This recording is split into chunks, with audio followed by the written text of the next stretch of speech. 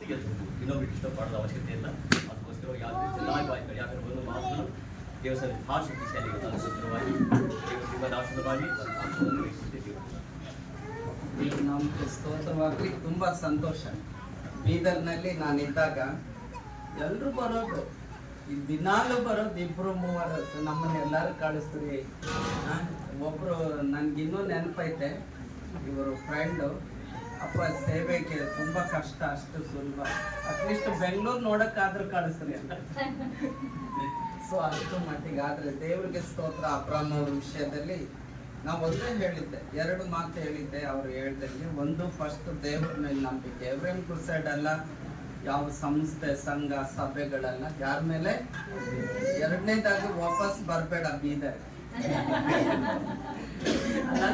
ನೀವು ಹೋದ್ಮೇಲೆ ಏನ್ ಮಾಡಬೇಡ, ಬೀದರ್ಗೆ ಇವೆರಡೇ ಹೇಳಿತ್ತು. ಆದರೆ ದೇವರು ಇಷ್ಟೆಲ್ಲ ಅದ್ಭುತವಾಗಿ ತನ್ನ ದಾಸನೊಂದಿಗಿದ್ದು ಬಲಪಡಿಸಿ ಸಂರಕ್ಷಣೆ ಮಾಡಿದ್ದಾನೆ. ದೇವರಿಗೆ ಸ್ತೋತ್ರ.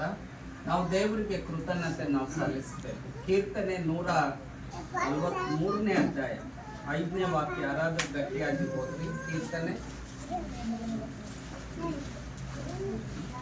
ಕೀರ್ತನೆ ಹಳೆಯ ದಿನಗಳನ್ನು ನೆನೆಸಿಕೊಳ್ಳುತ್ತೇನೆ, ನಿನ್ನ ಎಲ್ಲಾ ಕಾರ್ಯಗಳನ್ನು ಧ್ಯಾನಿಸುತ್ತೇನೆ, ನಿನ್ನ ಕೈ ಕೆಲಸಗಳನ್ನು ಸ್ಮರಿಸುತ್ತೇನೆ. ನೋಡ್ರಿ, ದೇವ್ರ ನಾಮಕ್ಕೆ ಸ್ತೋತ್ರ. ಏನನ್ನ ನೆನೆಸ್ಕೊಳ್ಬೇಕಂತೆ ಬೈಬಲ್ ಹೇಳುತ್ತೆ ಅಲ್ಲ. ಹಳೆಯ ದಿನಗಳನ್ನ ನೆನೆಸ್ಕೊಳ್ಳುತ್ತೇನೆ, ಎಲ್ಲಾ ಕಾರ್ಯಗಳನ್ನ ಧ್ಯಾನಿಸ್ತೇನೆ, ನಿನ್ನ ಕೈ ಕೆಲಸಗಳನ್ನೆಲ್ಲ ನಾನು ಸ್ಮರಿಸ್ತೇನೆ ಎಂಬುದಾಗಿ ಭಕ್ತನೇ ಹೇಳ್ತಾನೆ. ಅನೇಕ ಸರಿ ನಾವು ಮರಿತೇವೆ ಅಲ್ಲ, ಹಳೆ ಸಂಗತಿಗಳು ಮರಿತೇವಲ್ಲ, ಹಳೆ ವಿಷಯಗಳು ಮರಿತೇವೆ. ಆದ್ರೆ ಹಳೇದನ್ನ ನಾವು ಪುನರಾವರ್ತನೆ ಮಾಡುವಾಗ, ಅಂದ್ರೆ ನೆನಪು ಮಾಡಿಕೊಳ್ಳುವಾಗ, ದೇವರು ಮಾಡಿದ ಪ್ರತಿ ಒಂದೊಂದು ಕಾರ್ಯಗಳಿಗೋಸ್ಕರ ನಾವು ಕೃತಜ್ಞತೆಯಿಂದ ನಾವು ತುಂಬಿರ್ತೇವೆ. ಯಾಕಂದ್ರೆ ದೇವರು ಒಳ್ಳೆಯವನು. ನಮ್ಮ ದೇವರು ಏನಾಗಿದ್ದಾನೆ? ಒಳ್ಳೆ, ಎಲ್ರಿಗೂ ಒಳ್ಳೆಯವನಾಗಿದ್ದಾನೆ. ಪಾಸ್ಟರ್ ಅಬ್ರಾಮ್ ಅವ್ರಿಗೂ ಒಳ್ಳೆಯವನು, ನನಗೂ ಒಳ್ಳೆಯವನು, ನಿಮಗೂ ಯಾವ ವ್ಯತ್ಯಾಸಗಳಿಲ್ಲ. ಮನುಷ್ಯರಲ್ಲಿ ವ್ಯತ್ಯಾಸಗಳಿದ್ದಾವೆ, ದೇವರಲ್ಲಿ ಏನಿಲ್ಲ ವ್ಯತ್ಯಾಸ. ಇಷ್ಟು ಜನ ಸೇರಿದೀವಲ್ಲ, ಬಟ್ಟೆಗಳು ನೋಡ್ರಿ, ಒಬ್ಬೊಬ್ರು ಎಷ್ಟು ವ್ಯತ್ಯಾಸ ಅಲ್ಲ. ಬಣ್ಣಗಳು, ಬಟ್ಟೆಗಳು ವ್ಯತ್ಯಾಸ ಆಗಿದ್ದೇವ ಇಲ್ಲ ಅಲ್ಲ. ಸೈಜು ಸಹ ಅಷ್ಟೇ, ಒಬ್ಬರಿಗಿಂತ ಒಬ್ರು ಅಲ್ಲ ಇದ್ದೇವೆ. ಅಂದ್ರೆ ಇಷ್ಟು ವ್ಯತ್ಯಾಸಗಳಿಗೆ ಲೋಕದಲ್ಲಿದ್ದು ದೇವರಿಂದ ಯಾವುದೇ ವ್ಯತ್ಯಾಸಗಳಿಲ್ಲ ಅಲ್ಲ. ಯಾಕಂದ್ರೆ ನಮ್ಮ ದೇವರು ಅವನು ಒಳ್ಳೆಯವನಾಗಿದ್ದ ಅಲ್ಲ. ಆದ್ರೆ ಒಂದು ಸತ್ಯ, ಪಾಸ್ಟ್ಗಳಿರ್ಬೋದು, ವಿಶ್ವಾಸಿಗಳಿರ್ಬೋದು, ಪ್ರತಿ ಒಬ್ಬೊಬ್ಬರಿಗೆ ಬೇಕಾಗಿರೋದೇನೆಂದ್ರೆ ಒಂದೇ ಒಂದು, ಅದು ಇಬ್ರಿಯ 10:38ನೇ ವಾಕ್ಯ ಹೇಳುತ್ತೆ. 10:38 ಇಬ್ರಿಯದಲ್ಲಿ ನಾವು ನೋಡ್ತೇವೆ ಅಲ್ಲ. ನನ್ನವರಾಗಿರುವ ನೀತಿವಂತನು ನಂಬಿಕೆಯಿಂದಲೇ ಬದುಕುವ. ದೇವ್ರ ನಾಮಕ್ಕೆ ಸ್ತೋತ್ರ. ಹೇಗೆ ಬದುಕ್ತಾನಂತೆ ಅಲ್ಲ. ಡಾಕ್ಟರ್ ಹತ್ರ ಹೋದ್ರೆ ಔಷಧಿ ಮಾತ್ರೆ ಅಲ್ಲ. ಈಗ ಯಾವ್ದೋ ಅರ್ಬಲ್ ಏನೋ ಬಂದಿದ್ದಾವೆ, ನನ್ಗೆ ಡಬ್ಬಿ 5-6 ಡಬ್ಬಿ ಫ್ರೀ ಕೊಟ್ಟಿದ್ದಾರೆ, ಪಾಸ್ಟ್ಗಳೇ ಕೊಟ್ಟಿದ್ದಾರೆ. ಇದು ತಿಂದ್ರೆ ನಿಮ್ಗೆ ಬಲ ಬರುತ್ತೆ, ಎನರ್ಜಿ ಬರುತ್ತೆ. ಎನರ್ಜಿ ದೇವರಿಂದ ಬರುತ್ತೆ, ಎನರ್ಜಿ ನಂಬಿಕೆಯಿಂದ ಬರುತ್ತೆ. ಡಾಕ್ಟರ್ ಔಷಧಿ ಮಾತ್ರೆಗಳಿಂದ ಬರಲ್ಲ ಅಲ್ಲ. ಎನರ್ಜಿ ಯಾರಿಂದ ಬರುತ್ತೆ? ನಮ್ಗೆ ದೇವರೊಂದಿಗೆ ಇರ್ಬೇಕು. ಅದಕ್ಕೆ ಆ ದೇವರ ಬಲ ಬಹಳ ಇಂಪಾರ್ಟೆಂಟ್. ಇವತ್ತು ಅಬ್ರಾಮ್ ಪಾಸ್ಟರ್ನ ದೇವರು ಅವ್ರ ನಂಬಿಕೆಗೆ ತಕ್ಕ ಪ್ರತಿಫಲವನ್ನ ಕೊಟ್ಟು ಇಲ್ಲಿವರೆಗೂ ನಡೆಸಿದ್ದಾನೆ. ದೇವರಿಗೆ ಸ್ತೋತ್ರ ಹೇಳ್ಬೇಕು. 2ನೇದಾಗಿ ಫೇತ್ ಫೆಲೋಶಿಪ್ ಸಭೆಯನ್ನ ದೇವರು ಅಲ್ಲ ಇಲ್ಲಿವರೆಗೂ 11 ವರ್ಷ ಕಾಪಾಡಿದ. ಎಷ್ಟು ವರ್ಷ? 11 ವರ್ಷ ದೇವರು ಕಾಪಾಡಿ 12ನೇ ವರ್ಷಕ್ಕೆ ದೇವರು ಅದ್ಭುತವಾಗಿ ನಡೆಸಿದ್ದಾರೆ ಅಲ್ಲ. ಆತನು ಮಾಡಿದ ಪ್ರತಿ ಒಂದೊಂದು ಕಾರ್ಯಗಳಿಗೋಸ್ಕರ ನಾವು ಕೃತಜ್ಞತೆಯಿಂದ ತುಂಬಿರ್ತೀವಿ. ಅವ್ರನ್ನೊಂದು ವೇಳೆ ನೀವು ಪರ್ಸನಲ್ ಆಗಿ ಕೇಳಿದ್ರೆ 11 ವರ್ಷದ ಚರಿತ್ರೆ ಅವ್ರು ಹೇಳ್ತಾರೆ. ಈ ಸಭೆ ಅಷ್ಟು ಸುಲಭ ಆಗಿಲ್ಲ. ಈಗ ನಿಮಗೆ ಕಾಣಿಸ್ಕೊಳ್ಬೋದು ಅಲ್ಲ, ಜನರು ಕಾಣಿಸ್ಬೋದು. ಆದರೆ ಅವರು ಅಲ್ಲಿಂದ ಬಂದು ಇಲ್ಲಿ ಸಭೆ ಕಟ್ಟಿ, ಇಲ್ಲಿ ಆತ್ಮಗಳನ್ನ ಗೆದ್ದು ದೇವರ ಚಿತ್ತವನ್ನ ನೆರವೇರಿಸುತ್ತಾ ದೇವರ ರಾಜ್ಯವನ್ನ ಕಟ್ಟೋದು ಅಷ್ಟು ಸುಲಭ ಇಲ್ಲ. ಇದು ಹೋರಾಟವಾಗಿದೆ. ದೇವರು ಅವರ ಹೋರಾಟದಲ್ಲಿ, ಅವರ ಒಂದು ಪ್ರಯತ್ನದಲ್ಲಿ ದೇವರು ತನ್ನ ದಾಸನನ್ನ ತನ್ನ ಸಾಧನವಾಗಿ ತೆಗೆದುಕೊಂಡು ಬಲವಾಗಿ ದೇವರು ಶಕ್ತವಾಗಿ ಇಲ್ಲಿವರೆಗೂ ಉಪಯೋಗಿಸಿಕೊಂಡಿದ್ದಕ್ಕಾಗಿ ನಾನು ದೇವರಿಗೆ ಸ್ತೋತ್ರ ಹೇಳ್ತೇನೆ. 11 ವರ್ಷ ದೇವರ ಅದ್ಭುತವಾಗಿ ಕಾಪಾಡಿದ್ದಾನೆ. ಅವರ ಕುಟುಂಬವನ್ನ, ಅವರನ್ನ, ಸಭೆಯವರನ್ನ, ಎಲ್ಲ ವಿಶ್ವಾಸಿಗಳನ್ನ, ದೇವ ಜನರನ್ನ ಅಲ್ಲ ಎಲ್ಲರನ್ನ ದೇವರು ಕಾಪಾಡಿದ್ದಾನೆ. ನಾವು ದೇವರಿಗೆ ಕೃತಜ್ಞತೆ ಸಲ್ಲಿಸ್ಬೇಕು. ಯಾಕಂದ್ರೆ ಅಷ್ಟು ಸುಲಭ ಅಲ್ಲ, ವಿಶ್ವಾಸಿಗಳನ್ನ ಕಾಪಾಡೋದು ಅಷ್ಟು ಸುಲಭ ಅಲ್ಲ. ಸಭೆ ಅನ್ನೋದು ಒಂದು ಟ್ರೈನಿಂಗ್ ಸೆಂಟರ್ ಇದ್ದಂಗೆ. ಏನಿದ್ದಂಗೆ? ಟ್ರೈನಿಂಗ್ ಆದವ್ರು ನಿಲ್ಲೋದಿಲ್ಲ, ಓಡೋಗ್ಬಿಡ್ತಾರೆ ಬೇರೆ ಸಭೆಗಳಿಗೆ, ಬೇರೆ ಬೇರೆ ಹಳ್ಳಿಗಳಿಗೆ. ಎಷ್ಟು ಜನರು ಓಡೋಗಿದ್ದಾರೋ ಗೊತ್ತಿಲ್ಲ ಅಲ್ಲ, ಎಷ್ಟು ಜನರು ಇಲ್ಲಿಂದ ಕರ್ಕೊಂಡು ಹೋಗಿದ್ದಾರೋ ಗೊತ್ತಿಲ್ಲ. ಮೊನ್ನೆ ಒಂದು ಉಡುಪಿಯಲ್ಲಿ ಒಂದು ಕೇಸ್ ನಾನಿದ್ದೆ, ಅಲ್ಲಿ ಬಂದು 3 ಜನ ಪಾಸ್ಟರ್ಸ್ ಬಂದು, ಪಾಸ್ಟರ್ ಸ್ವಲ್ಪ ಸೈಡಿಗೆ ಬರ್ರಿ, ಪಾಸ್ಟರ್ ಕಂಪ್ಲೇಂಟ್, ಇವ್ರು ನೋಡ್ರಿ ನಮ್ದು 15 ಫ್ಯಾಮಿಲಿ ಇದೆ, ಇವ್ರು ತಗೊಂಡವ್ರು. ಪಾಸ್ಟರ್ಗೆ ಯಾಕಪ್ಪ ಈಗ ಮಾಡ್ತೀಯ, ಹೊಸ್ದಾಗಿ ಸೇವೆ ಮಾಡಿ. ಫಸ್ಟ್ ಇರೋದು ಒಂದು ರೊಟ್ಟಿ ರೀ, ಅದರಲ್ಲಿ ಇಬ್ರು ಅರ್ಧ ಮಾಡ್ತಾರೆ. ಇರೋದು ಒಂದು ರೊಟ್ಟಿ, ಅದರಲ್ಲಿ ಏನ್ ಮಾಡ್ತೀವಿ? ಹಂಚ್ಕೊಳ್ತೀವಿ. ಏನ್ ಹೇಳ್ತೀರ ನೀವು? ಆ ರೀತಿಯಾದ ಪಾಸ್ಟ್ಗಳು ಇದ್ದಾರೆ ಅಲ್ಲ. ಆದ್ರೂ ಏನೇ ಇದ್ರು ಹಿಂಜರಿದು ಹೋಗ್ತಾರೆ, ನಿರಾಶ್ರಿತರಾಗ್ತಾರೆ ಅಲ್ಲ. ದೇವರ ಕರೆಯುವಿಕೆಗೆ ಹೋಗೊಟ್ಟು ನಂಬಿಗಸ್ತರಾಗಿ ಕರ್ತನ ಸೇವೆ ಮಾಡಿರೋದಕ್ಕೆ ದೇವರು ಈ ದಿನ ಅವರಿಗೆ ಸಂತೋಷವನ್ನು ಉಂಟು ಮಾಡಿದ್ದಾರೆ ಅಲ್ಲ. ದೇವರು ಜಯವನ್ನು ಉಂಟು ಮಾಡಿ. ಇದು ಇಲ್ಲಿಗೆ ಮುಗುದಿಲ್ಲ. ನಾವು ಪ್ರತಿ ಒಬ್ಬೊಬ್ಬರು ಜಯದ ಹಾದಿಯಲ್ಲಿದ್ದೇವೆ. ಯಾವ ಮಾರ್ಗದಲ್ಲಿದ್ದೇವೆ? ಜಯದ ಮಾರ್ಗದಲ್ಲಿದ್ದೇವೆ. ನಮ್ಗೆ ಖಂಡಿತ ಜಯ ಇದ್ದೇ ಇದೆ. ರಾಗದಲ್ಲಿ ಆಡ್ತೀವಲ್ಲ, ಜಯ ಉಂಟು, ಅದು ಬರೀ ರಾಗದಲ್ಲಿ ಇದೆ. ಆದ್ರೆ ನಿಜ ಜೀವನದಲ್ಲಿ ನಿಜವಾಗ್ಲೂ ನಾವು ಜಯಶಾಲಿಗಳಾಗ್ತೇವೆ. ಯಾರಿಂದ? ಯಾರಿಂದ? ದೇವರಿಂದ ನಮ್ಗೆ ಜಯಶಾಲಿಗಳಾಗ್ತೇವೆ. ಯಾಕಂದ್ರೆ ನಮ್ಮ ದೇವರು ಎಲ್ಲವನ್ನ ಜಯಿಸಿದ್ದಾನೆ, ಆತನೆಲ್ಲವನ್ನ ಜಯಿಸಿದ್ದಾನೆ. ಹಾಗೆ ನಾವು ಜಯಿಸುವಂತ ಹಾದಿಯಲ್ಲಿದ್ದೇವೆ. ನನಗೂ ಒಂದ್ಸಾರಿ ದೊಡ್ಡ ಪ್ರಶ್ನೆ ಬಂತು. ಏನಂದ್ರೆ, ದೇವರೇ ನೀನೇನಪ್ಪ, ನೀನ್ ನಂಬುದ್ರೆ ಎಲ್ಲ ಸುಖ ಅಂತಾರೆ, ಎಲ್ಲ ಇದು ಅಂತಾರೆ. ನಾನು ಸ್ಟೋರಿ ದೊಡ್ಡದಾಯ್ತು. ಫಾಸ್ಟ್ ಕತ್ರಿ ಹಿಡಿತಿದ್ರು, ನಾನು ಕತ್ತಿ ಹಿಡಿತಿದ್ದೆ. ನಮ್ದು 14 ಜನ ನಾಸ್ತಿಕರು. ನಮ್ದು ದೇವರೇ ಇಲ್ಲ ಅಂತ. ಇಲ್ಲಿ ನೋಡ್ರಿ, ಇಲ್ಲಿ ಹಣೆ ನೋಡ್ರಿ, ಇಲ್ಲೆಲ್ಲ ನೋಡ್ರಿ, ನನ್ನ ಮೈ ಎಲ್ಲ ಬಿಚ್ಚಿದ್ರೆ ಬರೀ ಕತ್ತಿ, ಚಾಕುಗಳೇ, ಎಲ್ಲ ಹೊಲಿಗೆಗಳೇ. ಅಷ್ಟಿಷ್ಟು ಈಜಿ ಅಲ್ಲ. ಪಕ್ಕ ವೀರಪ್ಪನ ಕಾಡಿನಲ್ಲಿ ಮಾರೇಹಳ್ಳಿ ಅಂತ ಇತ್ತು, ಅಲ್ಲಿ ನಾನು ಮಳವಳ್ಳಿ ಹಾಸ್ಟೆಲಲ್ಲಿ ನಾನು ಇದು ಮಾಡಿದ್ದೆ. ಮಾರೇಹಳ್ಳಿ ಅಂತ ಬಹಳ ತಪ್ಪಿನೂ ಒಳ್ಳೆ ಕನಸು ಬಿದ್ದಿಲ್ಲ, ಬರೀ ಕೆಟ್ಟ ಕನಸು. ತಪ್ಪಿನೂ ಒಂದು ಒಳ್ಳೆ ಕನಸು ಬಿದ್ದಿರೋದು, ಒಳ್ಳೆ ಜನರು ಇರೋದು, ಒಳ್ಳೆ ಸ್ನೇಹಿತರು ಇರೋದು ನನಗೆ ಗೊತ್ತು. ಯಾವಾಗ ಯೇಸು ಸ್ವಾಮಿ ನನ್ನ ಜೀವಿತದಲ್ಲಿ ಸಿಕ್ಕಿದ್ರು 1986ನೇ ಇಸ್ವಿಯಲ್ಲಿ ಯೇಸು ಸ್ವಾಮಿ ನನಗೆ ಆ ದಿನ ಅತಿಶಯ ಪ್ರಾರಂಭವಾಯಿತು. ಅವತ್ತಿಂದ ಇವತ್ತಿನವರೆಗೂ ಕರ್ತನೊಂದಿಗಿದ್ದೆ. ದೇವರು ನಡೆಸ್ತಾ ಇದ್ದ. ಅದಕ್ಕೆ ಹೋರಾಟ ಅನ್ನೋದು ಬಹಳ ಸುಲಭ ಅಂತಿಲ್ಲ, ಅಷ್ಟು ಸುಲಭ. ನಾನು ಸುಮಾರು 7 ಸಾರಿ ಸೇವೆ ಬಿಟ್ಟು ಹೋಗ್ಬೇಕಾಗಿತ್ತು. ಎಷ್ಟು ಸಾರಿ? ದೇವರಿಂದ ಅಲ್ಲ, RSS ಅವರಿಂದನೂ ಅಲ್ಲ, ನಮ್ಮ ಜನರಿಂದಲೇ. ಗೊತ್ತಾಯ್ತು? ಹೊರಗಡೆ ಅವರಲ್ಲ, ಒಳಗಡೆ ಇರುವಂತವರಿಂದಲೇ. ಆಮೇಲೆ ನಾವು ಪ್ರಶ್ನೆ ಕೇಳ್ತಾ, ದೇವ್ರ ಯಾಕೆ ಯಾಕೆ ಯಾಕೆ ಅನ್ನೋ ಪ್ರಶ್ನೆ. ಒಂದ್ಸಾರಿ ದೇವ್ರು ಮಾತಾಡಿದ್ರು.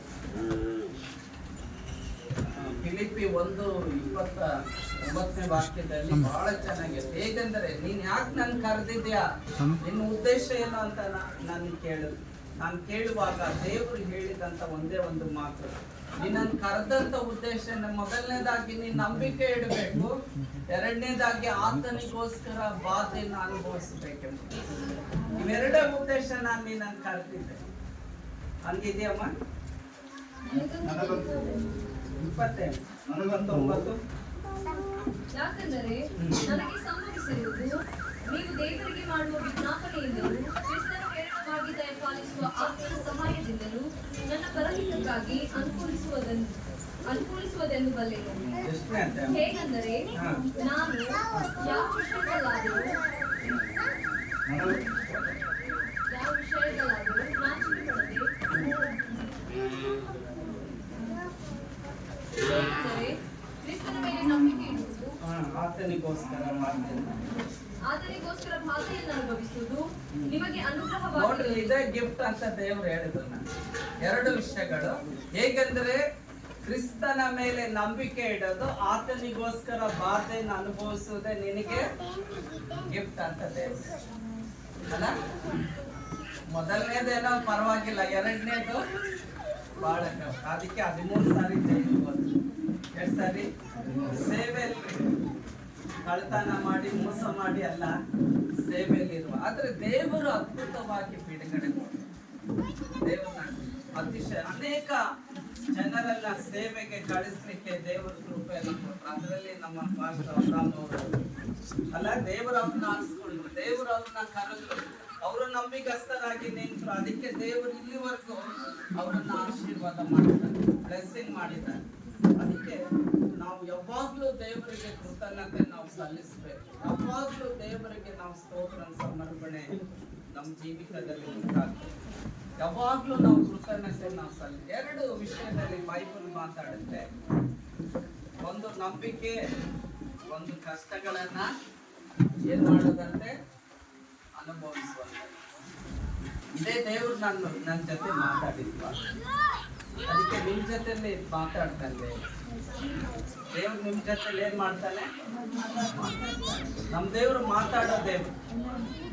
ದೇವರಿಗೆ ಯಾವುದು ಅಸಾಧ್ಯವಲ್ಲ ಅಲ್ಲ. ಅಂದ್ರೆ ದೇವರ ಒಂದು ಉದ್ದೇಶ ಸಭೆಯ ಮೂಲಕವಾಗಿ ಪರಿಪೂರ್ಣಗೊಳ್ಳಬೇಕಿದು ದೇವರ ಚಿತ್ತ. ಸಭೆಯನ್ನ ದೇವರು ಸುಮ್ಮನೆ ಇಟ್ಟಿಲ್ಲ. ಸಭೆಯನ್ನ ದೇವರು ಇಟ್ಟಂತ ಮುಖ್ಯ ಉದ್ದೇಶ ನಾವು ಕರ್ತನಾದ ಯೇಸು ಕ್ರಿಸ್ತನ ಆಗಮನಕ್ಕೋಸ್ಕರ ಸಭೆ ಸಂದುಗೊಳ್ಬೇಕು, ಸಿದ್ಧತೆಯಿಂದ ಇರಬೇಕು. ಇವತ್ತು ಫೇತ್ ಫೆಲೋಶಿಪ್ ಅನ್ನುವಂತ ಈ ಸಭೆಯನ್ನ ದೇವರು ಇಟ್ಟಂತ ಮುಖ್ಯ ಉದ್ದೇಶ ಏನಂದ್ರೆ, ನೀವು ಕರ್ತನಾದ ಯೇಸು ಕ್ರಿಸ್ತನ ಬರುವಿಕೆಗೋಸ್ಕರ ನೀವು ಸಿದ್ಧರಾಗಿರ್ಬೇಕು, ನೀವು ಬೆಳಿಬೇಕು ವಾಕ್ಯದಲ್ಲಿ. ಅದಕ್ಕೆ ದೇವರು ಸಭೆಯಲ್ಲಿ 4 ಜನರನ್ನ ಇಟ್ಟಿದ್ದಾನಂತೆ. ಕೆಲವರು ಪ್ರವಾದಿಗಳು, ಕೆಲವರು ಅಪೊಸ್ತಲರು, ಕೆಲವರು ಸುವಾರ್ತಿಕರು, ಕೆಲವರು ಸಭಾಪಾಲಕರು. ದೇವರು ಅವರನ್ನ ಕರೆದಿದ್ದಾನೆ. ಇವರೆಲ್ಲರನ್ನ ಕರೆದಂತ ಉದ್ದೇಶನ ಸಭೆಯ ಅಭಿವೃದ್ಧಿಗೋಸ್ಕರ, ಕ್ರಿಸ್ತನ ಅಭಿವೃದ್ಧಿಗೋಸ್ಕರ. ಸುಮ್ಮನೆ ಕರೀಲಿಲ್ಲ. ದೇವರ ಉದ್ದೇಶ ಏನಂದ್ರೆ, ಯೋಹಾನ್ ಬರೆದ ಸುವಾರ್ತೆ 6ನೇ ಅಧ್ಯಾಯ 39ನೇ ವಾಕ್ಯ ಹೇಳುತ್ತೆ, ತಂದೆಯು ನನಗೆ ಕೊಟ್ಟವರಲ್ಲಿ ನಾನು ಒಬ್ಬನನ್ನು ಕಳೆದುಕೊಳ್ಳಲಾರೆ ಎಂಬುದಾಗಿ. ಒಬ್ಬರಾದ್ರೂ ಕಳ್ಕೊಳ್ಳೋದ್ರಲ್ಲಿ ದೇವ್ರಿಗೇನಿಲ್ಲ, ಇಷ್ಟ ಇಲ್ಲ ಅಲ್ಲ. ತಂದೆಯು ನನಗೆ ಕೊಟ್ಟವರಲ್ಲಿ ನಾನು ಒಬ್ಬನನ್ನು ಏನ್ ಮಾಡಲ್ಲ, ಕಳ್ಕೊಳ್ಳ. ಆ ಒಬ್ರು ನಾನಾಗಿರ್ಬೋದು, ನೀವಾಗಿರ್ಬೋದು ಅಲ್ಲ. ದೇವ್ರು ಇವತ್ತು ಇಷ್ಟಪಡಲ್ಲ. ಅದಕ್ಕೆ 100 ಕುರಿ ಇದ್ದಾಗ 99 ಬಗ್ಗೆ ಆತನಿಗೆ ಚಿಂತೆ ಇಲ್ಲ. 1 ಕುರಿ ಬಗ್ಗೆ. ಆ ಕುರಿ ನಾನಾಗಿರ್ಬೋದು, ನೀನಾಗಿರ್ಬೋದು. ಆ ಕುರಿ ಒಂದಾನೊಂದು ಸಮಯದಲ್ಲಿ ಪಾಸ್ಟರ್ ಅವರಾಗಿದ್ರು ಅಲ್ಲ. ದೇವರು ಅವ್ರನ್ನ ಆರಿಸ್ಕೊಂಡ್ರು, ದೇವರು ಅವ್ರನ್ನ ಕರೆದ್ರು. ನಾನು ಆರಿಸ್ಕೊಳ್ಳಿಲ್ಲ, ನಾನು ಕರೆದಿಲ್ಲ, ನಾನು ಕಳಿಸ್ಲಿಲ್ಲ ಅಲ್ಲ. ಅವ್ರು ದೇವರ ಕರೆವಿಕೆಗೆ ಹೋಗ್ಬಿಟ್ರು, ದೇವರು ಅವ್ರನ್ನ ಆರಿಸ್ಕೊಂಡ್ರು. ಅದಕ್ಕೆ ಇವತ್ತು ದೇವರು ಅವ್ರಿಗೆ ಇಷ್ಟೆಲ್ಲ ಆಶೀರ್ವಾದ ಮಾಡಿದ. ಯಾರ್ಯಾರು ದೇವರ ಕರುವಿಕೆಗೆ ಹೋಗ್ಬಿಡ್ತೀರೋ ನಿಮ್ ಜೀವಿತದಲ್ಲಿ ದೊಡ್ಡ ಆಶೀರ್ವಾದ ಇದೆಯಾ ಇಲ್ಲ? ಇದೆಯಾ ಇಲ್ಲ? ನಿಜವಾಗ್ಲೂ ಆಶೀರ್ವಾದ ನೀವು ಪಡ್ಕೊಳ್ಬೇಕಾದ್ರೆ ನಿಮ್ ಜೀವಿತದಲ್ಲಿ ನೀವು ಜಯವನ್ನು ಅನುಭವಿಸ್ತೀರಿ. ಆದ್ರೆ ದೇವರಿಗೆ ಒಂದೇ ಒಂದು ಕರ್ತನ ವಾಕ್ಯ, ಇಬ್ರಿಯ 10:38 ಎಂದಿಗೂ ಮರಿಬಾರ್ದು. ಆಗ್ಲೇ ಓದಿದ್ದೀರ ಅಲ್ಲ, ನನ್ನವನಾಗಿರುವ ನೀತಿವಂತನು ನಂಬಿಕೆಯಿಂದಲೇ. ಅಬ್ರಾಮನ್ ದೇವರು ಕರೆದ್ರು. ಆದಿಕಾಂಡ 12ನೇ ಅಧ್ಯಾಯದಿಂದ ಅವನ ಚರಿತ್ರೆ ಪ್ರಾರಂಭವಾಗ್ತದೆ. ದೇವರು ಅವನನ್ನು ಕರೆದ್ರ ಇಲ್ವಾ? ಏನು ಕರೆದ್ರು ಅಲ್ಲ, ಬ್ಲೆಸ್ಸಿಂಗ್ ಮಾಡಕ್ಕೆ, ಆಶೀರ್ವಾದ ಮಾಡಕ್ಕೆ. ಅವನು ಅನ್ಯನಾಗಿದ್ದ, ಅವನು ವಿಗ್ರಹಗಳನ್ನ ಪೂಜೆ ಅನ್ಯ ದೇವತೆಗಳನ್ನ ಪೂಜೆ ಮಾಡುವಂತವ್ರವಾಗಿದ್ದ. ಆದ್ರೂ ದೇವರ ಕರುವಿಕೆಗೆ ಅವನು ಮುಂದೆ ಬಂದು ದೇವರನ್ನ ಹಿಂಬಾಲಿಸುವಾಗ, ನಂಬಿಕೆ ಇಟ್ಟಾಗ ಆತನನ್ನು ಹಿಂಬಾಲಿಸುತ್ತಾ ಆತನ ಮಾರ್ಗದಲ್ಲಿ ನಡೆಯುವಾಗ ಏನು ಕಡಿಮೆ ಮಾಡಲಿಲ್ಲ ದೇವರು, ಎಂದಿಗೂ ಕಡಿಮೆ ಮಾಡಲಿಲ್ಲ. ಅದಕ್ಕೆ ಅವನು ದೇವರನ್ನು ನಂಬಿದನು. ಆ ನಂಬಿಕೆ ದೇವರ ದೃಷ್ಟಿಯಲ್ಲಿ ಏನಾಯ್ತು, ನೀತಿವಂತನೆಂಬುದಾಗಿ ಎಣಿಸಲ್ಪಟ್ಟು. ಅವನಿಗೂ ಬಂತಲ್ಲ, ಶೋಧನೆ ಬಂತು, ಸವಾಲುಗಳು ಬಂತ ಇಲ್ವಾ? ಅಲ್ಲ, ಎಂತ ಪರಿಸ್ಥಿತಿಗಳು ಬಂತು ಅಲ್ಲ, ಒಳಗಡೆಯಿಂದಲೇ ಬಂದು ಹೊರಗಡೆಯಿಂದಲೇ ಬಂದು, ಆದ್ರೂ ಅವನು ದೇವರೊಂದಿಗೆ ನಡೆದ ಕಾರಣ ಅಲ್ಲ, ದೇವರೊಂದಿಗೆ ನಿಂತ ಕಾರಣ, ದೇವರನ್ನ ಹಿಂಬಾಲಿಸಿದ ಕಾರಣ, ದೇವರನ್ನ ಪ್ರೀತಿ ಮಾಡಿದ ಕಾರಣ ಅವನ ಜೀವಿತದಲ್ಲಿ ಆಶೀರ್ವಾದ ಉಂಟಾಗಿದೆ. ಲೋಟನ ಅವನ ಜೊತೆಲೇ ಕರೆಯಲ್ಪಟ್ಟ, ಲೋಟನ ಎಲ್ಲ ಕಳ್ಕೊಂಡ. ಲೋಟನ್ ಏನ್ ಮಾಡ್ದ?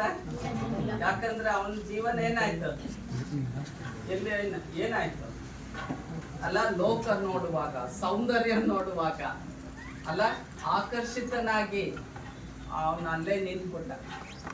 ಆದಿಕಾಂಡ 13ನೇ ಅಧ್ಯಾಯಕ್ಕೆ ಬರುವಾಗ ಅವನ ಅಲ್ಲೇ ನಿಂತ್ಬಿಟ್ಟ. ಅವನು ಮುಂದುವರಿಲಿಲ್ಲ.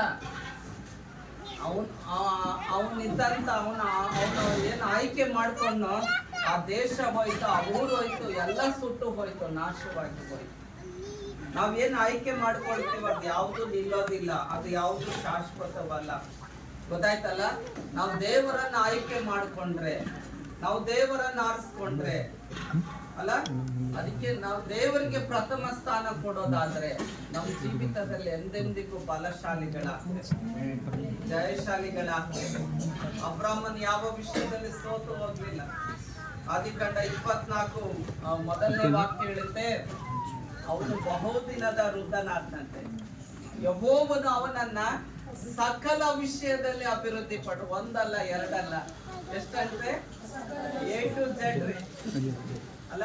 ಅದು ನಂಗೆ ತುಂಬಾ ಇಷ್ಟ ಆ ವಚನ ಅಲ್ಲ. ಸಕಲ ವಿಷಯದಲ್ಲಿ ದೇವರು ಏನ್ ಮಾಡಿದ್ರು, ಅಭಿವೃದ್ಧಿ ಪಡಿಸಿದ್ರು. ಇವತ್ತು ಈ ಸಭೆಯಲ್ಲಿರುವಂತ ಸಭಿಕರಿಗೆ, ಸಭಾ ಹಿರಿಯರಾಗಿರ್ಬೋದು, ಸಭಿಕರಾಗಿರ್ಬೋದು, ಗಂಡು ಮಕ್ಕಳು ಹೆಣ್ಣು ಮಕ್ಕಳಾಗಿರ್ಬೋದು, ನಿಮ್ಮನ್ನ ಸಭೆಯಲ್ಲಿ ದೇವರು ಒಂದು ಉದ್ದೇಶಕ್ಕಾಗಿ ಇಟ್ಟಿದ್ದಾನೆ. ಆ ಉದ್ದೇಶವನ್ನ ತಿಳ್ಕೊಳ್ರಿ, ದೇವರ ಚಿತ್ತವನ್ನ ಅರಿತುಕೊಳ್ರಿ. ಆ ಸಭೆಯಲ್ಲಿ ಸಕ್ರಿಯವಾಗಿ ನಿಮಗೆ ಸಮಯ ಮಾಡಿಕೊಂಡು ಅಲ್ಲ, ಸಭಾ ಕಾರ್ಯಕ್ರಮಗಳಲ್ಲಿ ಪ್ರಾರ್ಥನೆ ಇರ್ಬೋದು, ಆರಾಧನೆ ಇರ್ಬೋದು, ಬೈಬಲ್ ಸ್ಟಡಿ ಇರ್ಬೋದು, ಎಷ್ಟು ನೀವು ದೇವರಿಗೆ ಸಮಯ ಕೊಡ್ತೀರೋ ಅಷ್ಟೆಲ್ಲ ದೇವರು ನಿಮ್ಗೆ ಏನ್ ಮಾಡ್ತಾನೆ, ಆಶೀರ್ವಾದ. ನೆವ ಹೇಳೋರಿಗೆ ಆಶೀರ್ವಾದ ಸಿಗಲ್ಲ, ಕೊಟ್ಟವ್ರಿಗೆ ಆಶೀರ್ವಾದ ಸಿಗೋದಿಲ್ಲ. ಇಸ್ರಾಯೇಲ್ರನ್ನ ದೇವರು ಐಗುಪ್ತ ದೇಶದಿಂದ ಕಾನಾನ್ ದೇಶಕ್ಕೆ ಕರೆದ್ರು ಅಲ್ಲ. ಯಾರು ದೇವರ ಸ್ವರಕ್ಕೆ ವಿಧೇಯತೆ ಉಳ್ಳವರಾಗಿ ಆತನನ್ನು ಹಿಂಬಾಲಿಸಿದ್ರು ಅವರು ಮಾತ್ರ ಕಾನಾನ್ ದೇಶ ಸೇರಿದ್ರು. ಇಲ್ಲಾಂದ್ರೆ ಎಲ್ಲರೂ ಎಲ್ಲೋದ್ರು, ಅರಣ್ಯದಲ್ಲೇ ಅಲ್ಲ, ಎಲ್ಲ ಅರಣ್ಯದಲ್ಲೇ ತಮ್ಮ ಯಾತ್ರೆ ಮುಗಿಸ್ಕೊಂಡ್ರು. ದೇವರು ಇವತ್ತು ನಮ್ಮನ್ನು ಕರೆದಿಟ್ಟು ಈ ಲೋಕಕ್ಕಲ್ರಿ, ಪರಲೋಕಕ್ಕೋಸ್ಕರ ದೇವರು ಕರೆದಿದ್ದಾರೆ. ದೇವ್ರಿಗೆ ಒಂದು ಉದ್ದೇಶ ಇದೆ, ಆ ಉದ್ದೇಶ ನಾವು ತಿಳ್ಕೊಳ್ಬೇಕು. ಅದಕ್ಕೆ ಈಗ ಸಭೆಯ ಮೂಲಕ ದೇವರ ಚಿತ್ತ ನೆರವೇರಿಸುವಂತೆ ನಾವು ಯಾವಾಗಲೂ ದೇವರ ಚಿತ್ತವನ್ನ ತಿಳ್ಕೊಳ್ಬೇಕು. ಮನುಷ್ಯರಲ್ಲ, ಮನುಷ್ಯನ ಹಿಂದೆ ಹೋಗ್ರಿ, ಏನು ಸಿಗಲ್ಲ ನಿಮ್ಗೆ. ಆದ್ರೆ ದೇವರಿಂದ ಹೋಗುವಾಗ ಎಂದೆಂದಿಗೂ ಬ್ಲೆಸ್ಸಿಂಗ್ ಇಲ್ಲ.